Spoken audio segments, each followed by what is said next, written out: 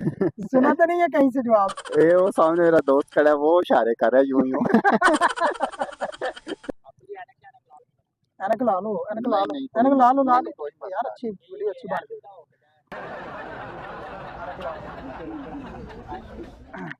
Okay. और लोगों की कॉमन सेंस चेक, सॉरी, हम लोगों के पास जाकर उनकी कॉमन सेंस चेक करेंगे।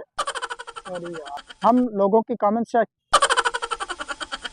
हम लोगों की कॉमन सेंस, हम लोगों की कॉमन सेंस चेक करते हैं। समझ आ जाएगी बेची, जन्म रहना है।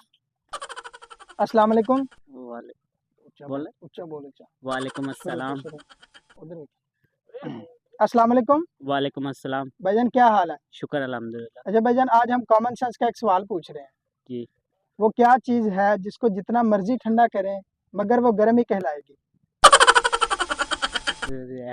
असद देख लियो तो मारना पड़ा। अल्लाह की कसम। नहीं है असद देख लियो तो मेरे चिल्ला नहीं।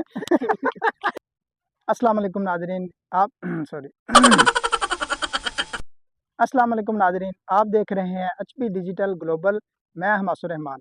नाजरीन, हमेशा की तरह आपको हंसाने के लिए, आपको पता है हम दोबारा आया